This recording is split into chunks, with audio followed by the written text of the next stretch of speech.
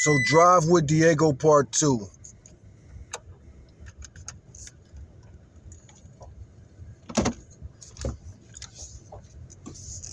So I want you to subscribe to this channel for a lot of reasons. But again, I plan on writing my book, What Mama Couldn't Teach Me, Hard Lessons from a Hard Life. Let me get in the frame a little bit better, lower the seat. So I'm a 45-year-old man born in Chicago in the 70s. I learned a lot and I want to teach a lot, and I have taught a lot. I am actually a certified trucking instructor. Can't find that certificate. I need to really get all my paperwork in order. But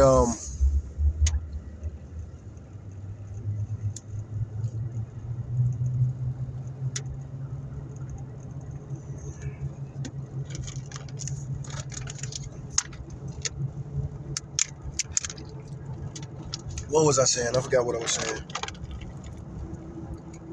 But anyway, yeah, on this channel, I want to teach people all the things I've learned over these 45 years. I've lived a very interesting life. I was a huge Tupac fan from the very beginning. And Tupac, I'm his target audience. I was in 7th grade when Tupac dropped his first album, Tupacalypse Now. Living in Chicago, man. One of them little young niggas that he was always rapping about. Yummy Zanderfer, I never met him. Yummy's too young. He died so young. And he's younger than me. And but I used to work in that neighborhood as a little boy. Not a little boy, but like 7th grade era. And matter of fact, I was in the 7th grade when I started working over there. That's Roseland. That's the part of Chicago known as Roseland. Way far south side. Out there in the Wild Hundreds is what we call it. I was working over there around 112th, 113th State Street and Michigan Avenue. Those two streets, well, those 4 streets that boom, boom, boom, boom. My mom got a job selling cosmetics door to door for a black-owned business. One of the first black millionaires in the history of America. His name was S.B. Fuller. He got rich selling door-to-door cosmetics.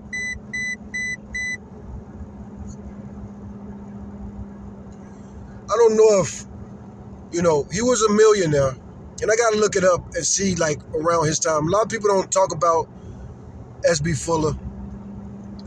But Walter was his protege, his young, protege.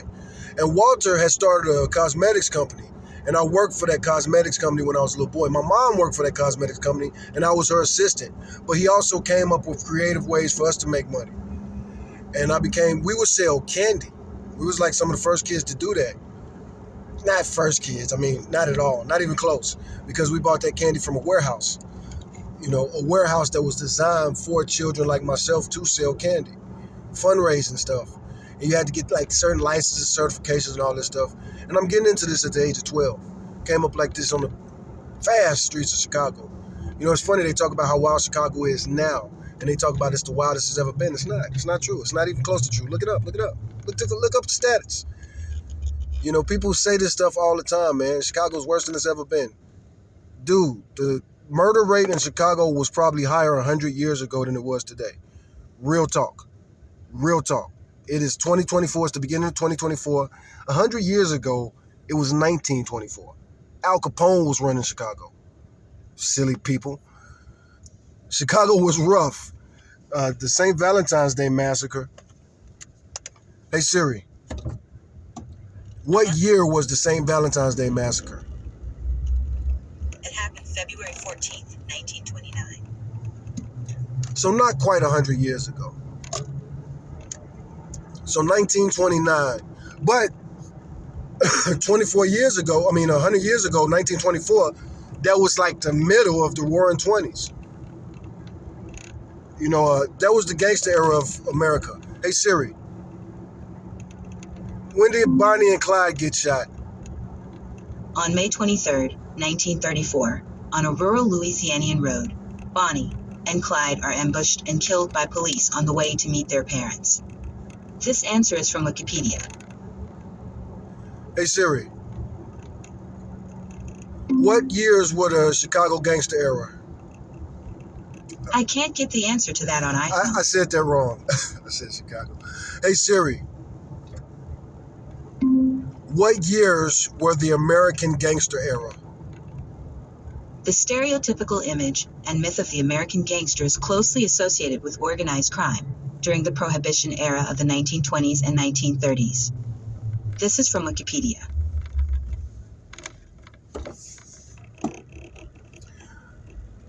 Hey Siri, what years were the World War I? World War II spanned 6 long years, from 1939 to 1945. This answer is from warfarehistorynetwork.com. Hey Siri, what years were World War I? It happened from July 28, 1914 to November 11, 1918. What years were the Great Depression? Hey Siri, what years were the Great Depression? It happened from October 24, 1929 to 1939.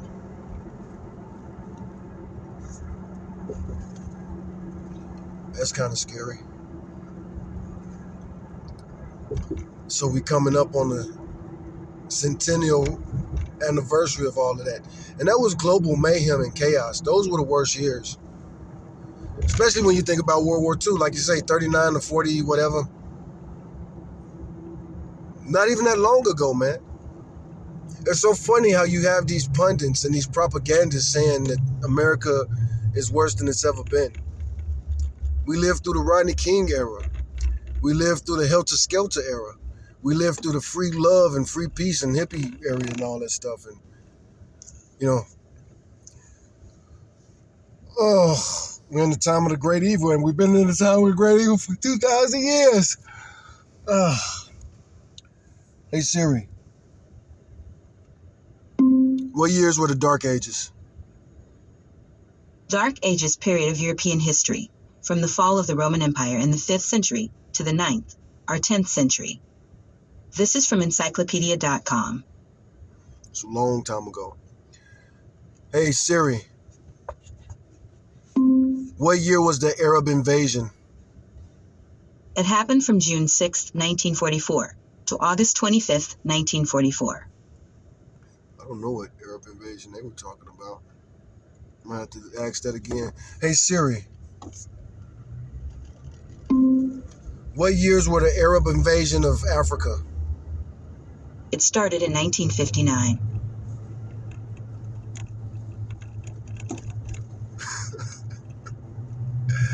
Now they're talking about like, you know, the making of Israel and everything.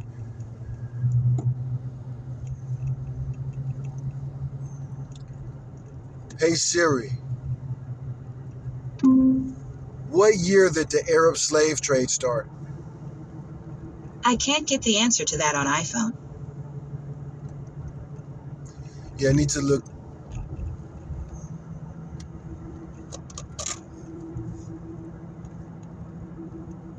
Let's ask Google real quick. Yeah, I know, shut up. When you have as many years driving as me and as much experience as I do, till then, shut up.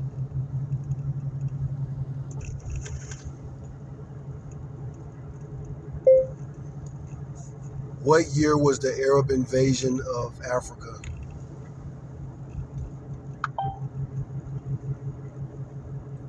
Oh boy. I can't read that while we were driving.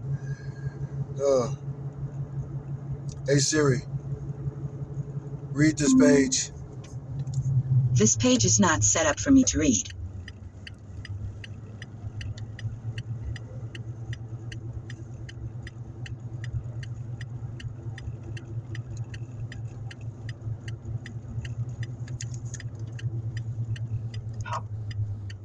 Or discuss these issues.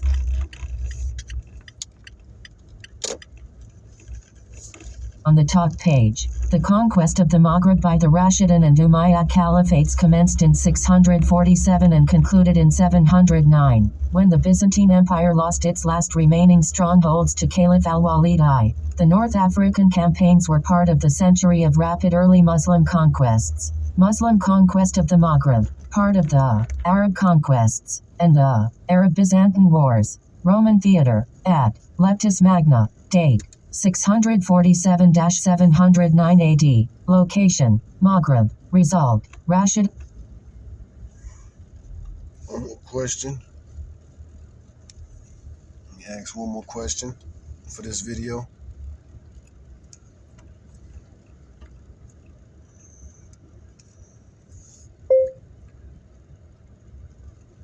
When did the Arab slave trade happen?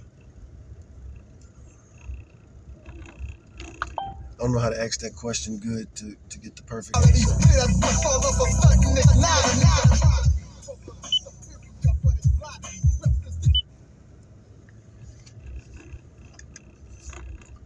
Atlantic slave trade came up.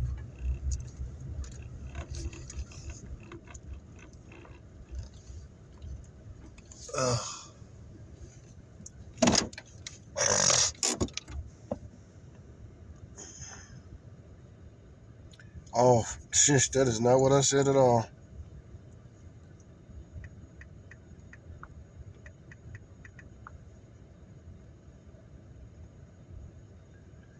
Okay. So the way these articles listed, some of them, there is an article for the Arab slave trade. And this is really in one of those, what they call it, ambiguous pages, whatever. The Arab slave trade refers to the various periods in which a slave trade has been carried out under the auspices of Arab people in Arab countries. So the Trans-Saharan slave trade, the Indian Ocean slave trade, the Red Sea slave trade, the Barbary slave trade, slavery in Tunisia, slavery in Libya, slavery in Sudan, slavery in Mauritania. I know how to say that word. My brain can't remember it right now. Mauritania, slavery in Yemen.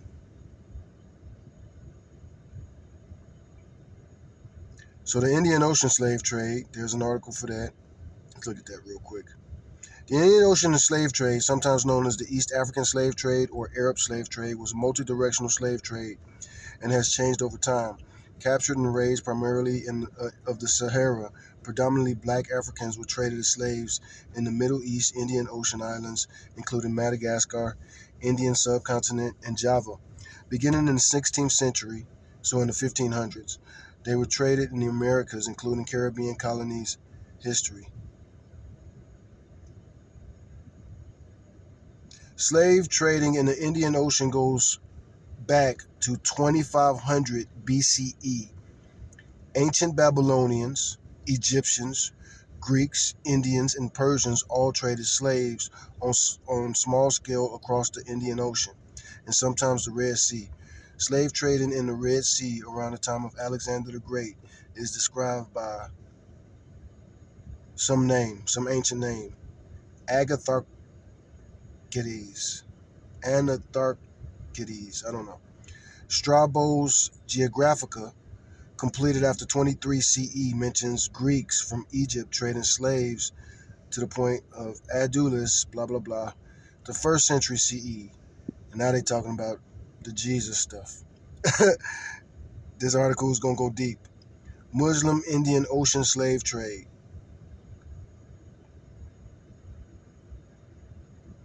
Now this, again, so this goes back to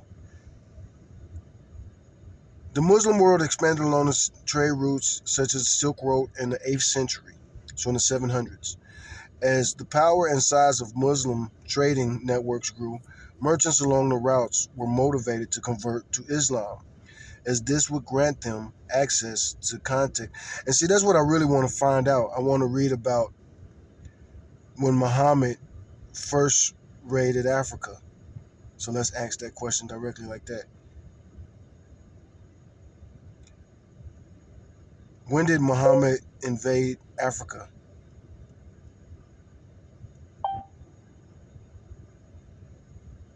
When did Muhammad invade Africa?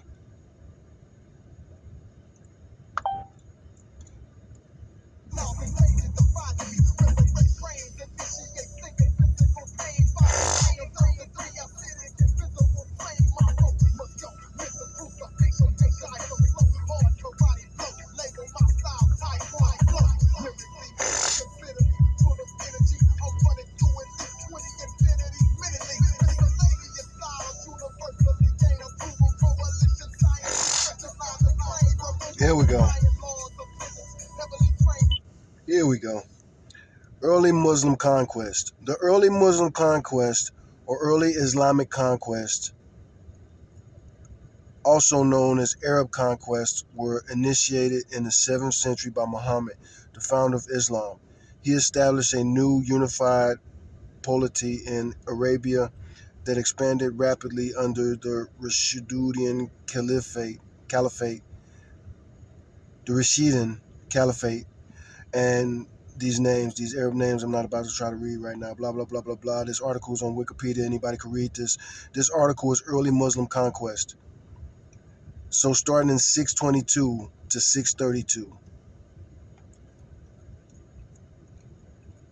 This is a lot of reading, even for me.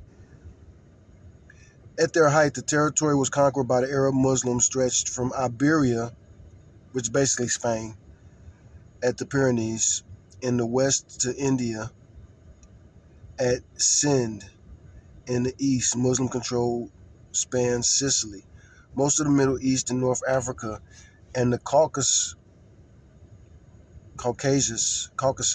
Yeah, the Caucasus, that's how you say that. And the Caucasus and Central Asia. Blah, blah, blah, blah, blah. This empire and great territorial laws by the Byzantine Empire. Blah, blah, blah, blah, blah, blah, blah. This is a lot of reading, man. Let me click on military campaign. I was hoping it was just a bunch of links with articles so I could have listed them. Bam, bam, bam. So the Arab campaigns, Anatolia. Oh boy. There's a lot of reading, man. Like I said, there's even a lot of reading for me. A lot of reading for my robot. And Umayyad victory. Territorial changes. Maghreb brought under Umayyad rule. Belligerents. Byzantine Empire. Kingdom of Altava. Kingdom of the Oras. Kabyle. Confederations. 1. Kingdom of Al-Arsanis. Kingdom of Hogna. Various other Berber tribes and statelets. Rashidun Caliphate. Umayyad Caliphate. Commanders and leaders. Gregory the Patrician. Dihya. Qusayla. John the Patrician. Amr ibn Alas. Abdallah ibn Said. Zubayr ibn al-Awwam. Abdallah ibn al-Zubayr. Uqba ibn Nafi. Abu al-Muhajir Dinar. Musa ibn Musayib. Hassan ibn al-Numan. Tariq ibn Ziyad. Zuhair ibn Qais. By 642 AD, under Caliph Umar, Arab Muslim forces had laid control of Mesopotamia. 638 AD, Syria. 641 AD, Egypt. 642 AD, and had invaded Armenia. 642 AD. All territories previously split between the warring Byzantine and Sasanian empires, and were concluding their conquest of Sasanian Persia with their defeat of the Persian army at the Battle of Navafin. It was at this point that Arab military expeditions into North African regions west of Egypt were first launched, continuing for years and furthering the spread of Islam. In 644 at Medina, Omar was succeeded by Uthman, during whose 12-year rule Armenia, Cyprus, and all of modern-day Iran would be added to the expanding Rashidun Caliphate, with Afghanistan and North Africa being targets of major invasions and Muslim sea raids ranging from Rhodes to the southern coasts of the Iberian Peninsula. The Byzantine navy was defeated in the eastern Mediterranean. Sources for the history of the invasion: First invasion, Second invasion, Third invasion, Aftermath. Consequences. See also references, bibliography, external links. Last edited 25. So I will be able to read that and listen to that one of these days when I'm driving. And I'll probably go listen to it right now after I upload these videos. But come join my YouTube channel. I will get more organized. I will write outlines. But right now, I got to spend most of my hours driving a lot just to stay out of jail. Now, I'm not in threat of going to jail. There's no warrants for my arrest, anything. But I can if I fall behind in my bills a lot because I got kids, man. And I don't live with none of them. And I'm not poor. I'm in the tax bracket. I'm in the high tax bracket. I'm in the tax bracket that people should have empathy for me. I am the working class slave that the rest of you punks in America are taking advantage of by not working hard enough. Everything in life is a gift and a curse. And every second of every day of your life, you're either evolving or you're dissolving. Evolve or dissolve. It's really a choice. And most people choose to dissolve. As humans, we become what we do. Just like everything else in life. You think about all the species in the world, of biology. If you have a type of jellyfish, they call it that type of jellyfish because they do something all day. If you got a type of bird, they call it this type of, the yellow-breasted whistle whacker. It whistles and it whacks all day. the the honeysuckle-colored woodpecker. It's always pecking on wood. The alligator, always alligating. But you become what you do. And especially as us as humans. We got all these couch potatoes just becoming blobs. Every second of every day we're doing something. Something's working, something's moving. Your brain is working and moving, working and moving, working and moving. Every second of every day, your eyes are open, your ears are open, you're smelling, you're talking, you're whatever. And a lot of you people are just fuckers. That's all you do. You're just fuckers. You're just breeding. Making little monsters. Untrained, most people. So I've been driving professionally for many years. I had to get a CDL, commercial driver's license. And I really had to work for that because I was some scumbag. I was the bad guy that these red pill dudes always talk about. Whatever. They got some name for me because I'm a normal, productive American. So I'm either a simp, or I'm a Pookie, or I'm a Ray Ray, or I'm a Tyrone. Don't forget about that, because I can't be a Chad, because I'm not white enough to be a Chad, not white enough to be a Stacy, or feminine enough to be a Stacy, or sexy, you know what I'm saying, with that. Women, that's with the red pill. I'm doing an imitation of all the red pillars in the world. Women, and I'm biting that joke. I'm stealing that joke from Louis C.K. Women.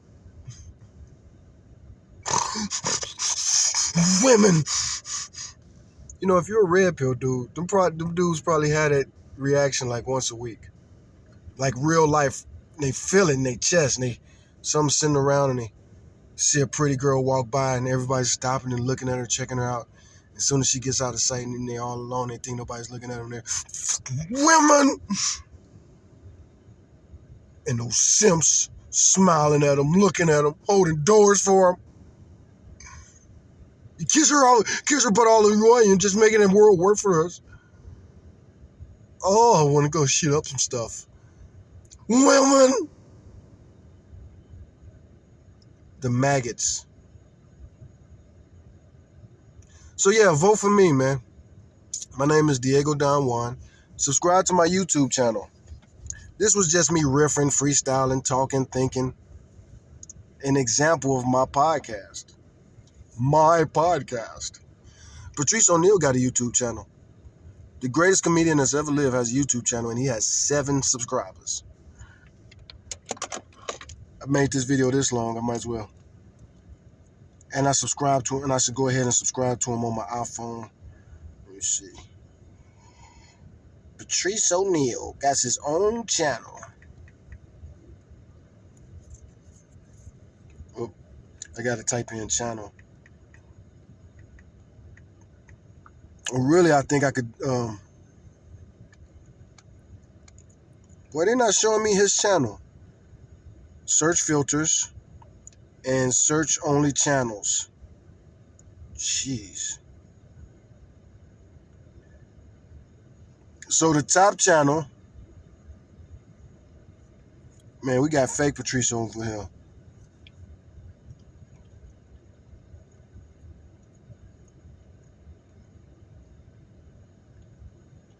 This ain't Patrice's channel. This ain't Patrice's channel, man. All these fake Patrice O'Neal channels, man. I'm gonna have to find Patrice's real channel and put that out there. Patrice had his own YouTube channel. It can't be this one. Please don't tell me it's this one. Let me try to go directly. Let me type in the URL link. I'm an old school YouTuber. I was on YouTube before Patrice O'Neal. That's a damn shame. I just searched YouTube for Patrice O'Neal's channel. Wait, let me actually type that in. Give YouTube one more chance. I typed it in. I typed in Patrice O'Neal's channel.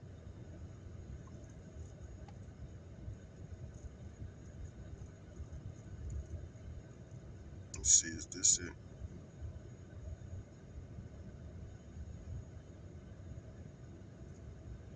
So Patrice O'Neal had his own YouTube channel back in the day when he was alive. And he had a TV show. Not a TV show. He was making these web shows, man. Dang nabbit. I'm not used to doing this on my iPhone.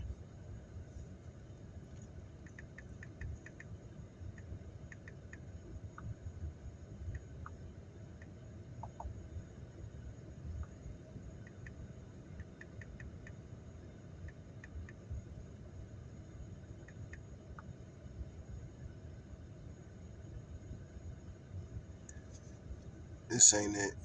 Is this it? I just typed in the URL. Yeah, this look like his channel, man. Some of the content looks like his channel. This is Patrice's channel, I think. This is Patrice O'Neal's channel. So yes, youtube.com. I typed in the URL myself. So type in youtube.com/Patrice, PatriceOneal. Patrice O'Neal. Type in youtube.com Patrice O'Neal channel. This is the YouTube channel he made when he was alive. Just like for me and my YouTube channel, you could type in youtube.com/Diego Don Juan and you'll go directly to my YouTube channel. I don't know. I don't think YouTube likes when you do that.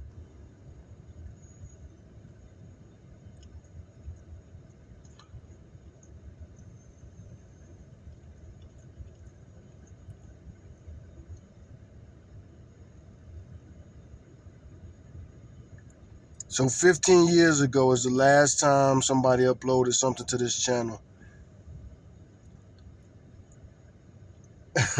So he was making skits and stuff with his homeboys on his channel. I can't believe more people don't talk about this more. Because Patrice, in my opinion, is the GOAT.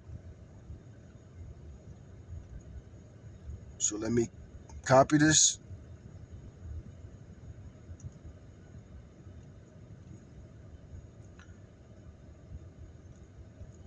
Now, also, you should be able to type that URL, like what I'm doing right now. I'm on the iPhone, and I'm kind of new to the iPhone. I had this new iPhone for like 2 years, but I never really messed with it.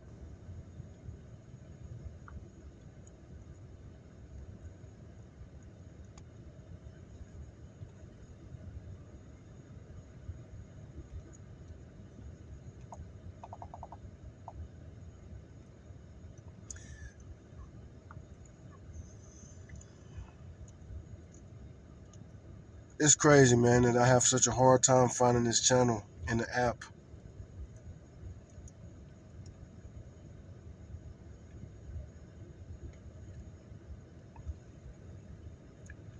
So that's why I had a hard time finding it.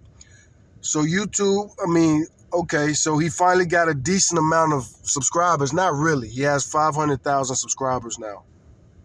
Does he? Yeah, 500, I think. 36 videos.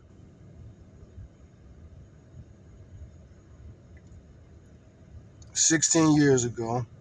Let me see. I don't approve of all his messages.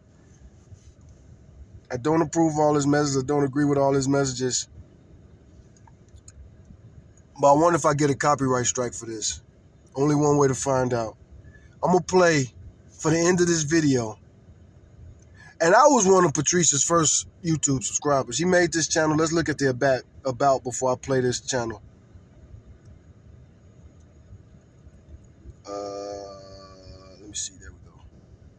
So this channel was made in 2007. He joined July 2007 is when he made this YouTube channel. Like I said, I was before that. But anyway, he has a picture that doesn't look like him. Who is that a picture of? You know, that's like an early meme. But that ain't Patrice.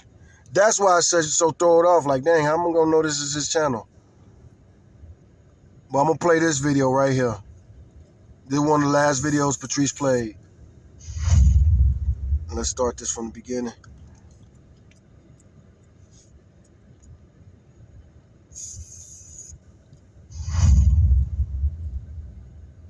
Hope I don't get a copyright. Fair use, man.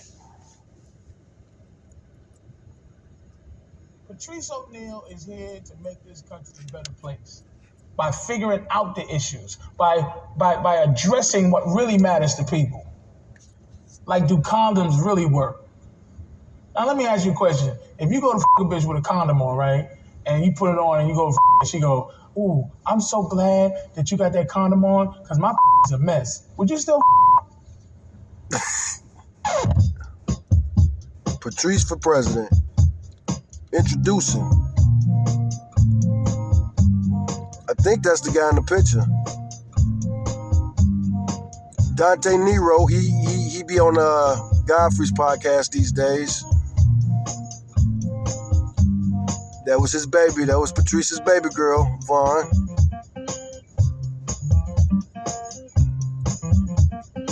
Patrice, there he go. The elephant in the room. My entire life with white presidents, old white men presidents. I feel more comfortable when I see old white men doing some kind of shit. You ever see a black pilot on a plane? You be like, where the is this driving to where the real pilot is? Or a black doctor? Let's be honest. Black doctor come out like, hello, I'm Troy Mafungo, your surgeon. You be like, you ain't putting your black hands in my chest. A surgeon? What you gonna operate on? My pinky toe? Because that's the only thing I'm gonna let you touch. So let's be honest, you be seeing some people, some black occupations, you're like, hey. We've been so used to old white politicians that we just gonna let it happen. So I do understand that as a country, we think we feel more comfortable with white politicians, but let's be honest, they haven't done shit.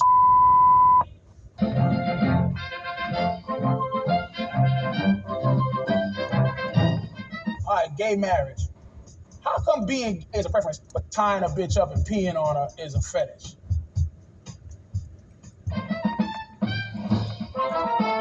You know what? If I can make my own beef and broccoli, I'll never talk to a Chinese person in my life. You ever try to make your own beef and broccoli? It's not easy. There's a lot more that they do. They don't just make them. What the do Asians do? Noodles. Noodles? How the you say noodles with no D? Noodles? I gotta pause it. I do believe that white guy in the background might be Jim Norton, man. Can you believe? If that's Jim Norton, Jesus. Is that Jim Norton? He sure looks different now if that's him. I'm sorry. Spaghetti. So you say you're pro-choice? You think it's a woman's right to choose? Look, I think a guy should have, during a woman's pregnancy, if he gets a woman pregnant that he don't want to get pregnant, he should have one time and one time only during the whole pregnancy where he could just punch her in the stomach. Oh. Or do a running, like a straight up running karate kick.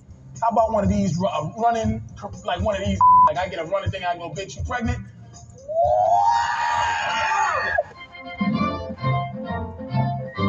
If I was your president, I'd be like, that war's over. You're trying to get an exit. Why the exit strategy, right? What the is that? Let's just bounce.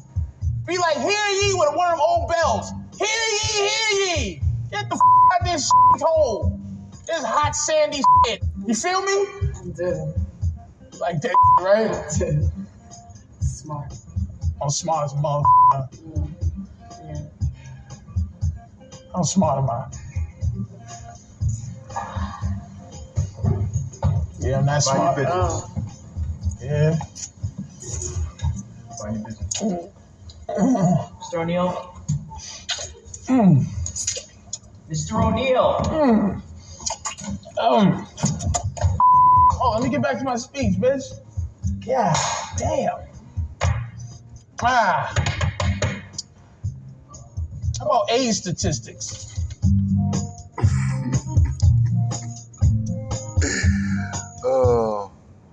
And unfortunately, Patrice O'Neill will, let me take this back, because that one of the dudes, I don't know how to say his last name. Let's read the cast real quick. Starring Patrice O'Neill, co-starring Will Sylvinci. Oh, Slavinci. So I guess that wasn't who I thought it was. Dante Nero, Harris Stanton, Von DeCario Brown. Dang, that's Von's name? Von DeCario? Brian something. That's not fair. I shouldn't skip no stats. I gotta pause it. That's not fair. Starring Patrice O'Neill, co-starring Will, I said his name, Dante Nero, Harris Stanton, Von O'Neill, really. Or Von DeCarlo Brown. Is that Von DeCarlo Brown? I don't know. His girl name is Von O'Neill. Then Brian Kennedy, Patrice O'Neill, Gino Tomac is the writer. So yeah, that's them all the credits. Now we got the writers and all that stuff. The director, producer, director, Gino again. So yeah, that was executive producer For Your Imagination. And by the season now, the Patrice O'Neill Show. He came up with a web show. He hosted Web Junk back in the day. He was really a pioneer of the internet, man. It's too bad he couldn't see some of this big internet YouTube money that they get, even though he's making it now. Ladies and gentlemen, What's going on there? Patrice O'Neill. My phone is playing. Oh, it's still YouTube. It's about to play some stand-up from 2005. That's my favorite comic. But I'm running for president. Diego Don Juan. Now, like I say, I don't endorse or support or agree with anything that Patrice said there. He died a long time ago, and he was a comedian.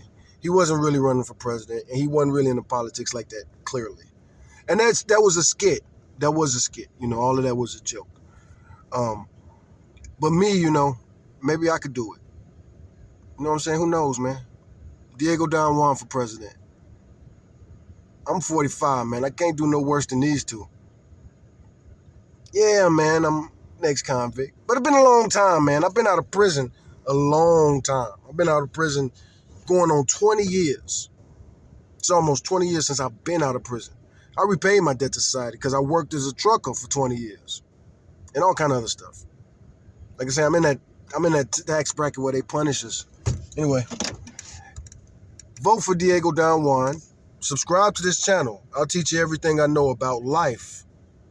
I'll teach you, you know, everything I learned about psychology, politics, religion. I studied a lot. I read a lot. People don't respect my mind because y'all are racist, man.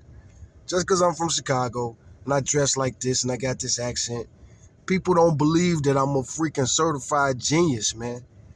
Me and Kanye, you know what I'm saying? But we different kind of geniuses. You know, he dropped out of college, but he also got that education as the art dude and the music stuff. Me, I didn't go to college. I actually did take college courses in prison. A lot of them. Subscribe to my channel, man, so I can talk to you about all that. Story time. Click the links in this video. They're going to be for all kind of stuff. Of course, I'm going to have a link to Patrice O'Neill's video, anything else I use for this video. Mostly my website, K-Reno's website. K-Reno, in my opinion, is the greatest rapper alive. In my opinion, you know. And then on top of that, he's not just saying stuff that's going to rot your brain and your morality like most of these rappers. He raps things that are educational. And that's what I want to be about, education. Look, man, we black. And we black. You know what I'm saying? I'm a black conservative, but I ain't Candace Owens. I'm not Jesse Lee Peterson. I'm not Larry Elder. I'm a Chicago dude. You get it, dude? Not Jesse Jackson. Of course, he's a Democrat. I'm not, definitely none of the black Democrats. You know, I agree with some of the black Democrats, and I agree with some of the black conservatives. I probably agree with like 80% of what the black conservatives say. They just lose me with the race stuff. They be like, black people are evil. Oh my God. I grew up in Chicago on the South Side, man. They be tripping, man. They talk about us like we're characters, especially like, you know, no beef with Candace Owens. Maybe I could debate her one day, but she talks about black people and single mothers from Chicago and just single mothers in general like a stereotype, like a caricature. It's so weird. They acknowledge the majority of people born, you know, have, you know, single mothers. Majority of Americans probably had a single mother. If they was raised around some man, he probably wasn't their biological father. That's just the American way. That's life. That's the way women is getting down today. They don't have to answer to the father. Can you imagine that? They get to be gods to a human. And we're humans. Nothing worse than a human with a God complex. It ain't just single mothers that got God complex. Look at the red pill dudes. At least the single mothers is raising babies. At least they raising our next generation. What you dudes doing? Man, women. So that's my campaign. That's what I'm running on. I'm not these other dudes. I'm not red pill. I'm conservative, but I ain't MAGA. I'm conservative, I'm Republican, but I don't think global warming is a hoax. I think the science is very immature. It's a young science as far as climate science. I've worked in climate science. I got my certification. I'm EPA certified to work on this stuff. I'm 604, 608 certified. I'm Universal HVAC certified. That was my other college course. My first college course in prison. This is prison. These are prison college classes I took. But you get to focus and learn and read. You're not partying and drinking and sexing. Again, ridiculous stereotypes. People make it seem like dudes go to jail and they all of a sudden get to touching on each other. Yeah, with these, I did not see a lot of gay stuff in prison. There was gay dudes in there, but I was in there with thousands and thousands and thousands of men. And if you touch the average Texas inmate in a sexual way, he's going to try to break your hand. From my estimation, from what I saw. The average, yeah, right. The way these people, that's Republicans and Democrats, conservatives and liberals. They both paint this picture. If you go to jail, you're going to get your booty hole. You're going to turn gay. Yeah, probably not, man. But you probably will fight. You probably will get your, you know what I'm saying, your face, you know, you're going to probably get your face pounded in a few days. You know, all of this is going to get rearranged. You're going to have scars for life, you know.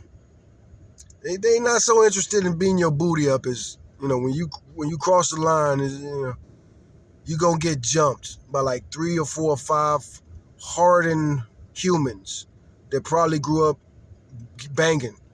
They probably grew up the nigga way. Mama whooping their ass. Any men in their life is whooping their ass. The teachers is whooping their ass. The streets is whooping their ass. The police is whooping their ass. And this is in childhood. And then they get to jail and juvie and all this stuff. They banging the whole way. And those dudes are not gay. They're not soft. They're not going to want to kiss you. They're going to want to kick you. I mean, not really. If you're cool and respectful, everything's cool. Play some dominoes, play some spades, whatever, do business. But you run foul. You don't want to be gay in prison. Isn't it? It's not a popular thing. What was that one dude, the booty bandit from the Boondocks? My name is blah, blah, blah, the booty bandit. That dude, I'm sure, was in like protective custody. That dude was probably not in general population. Talking all that mess. I likes booty, and I'ma takes the booty. You gonna take who? Like a lot of dudes in jail for a lot of convicted murderers and rapists, not rapists,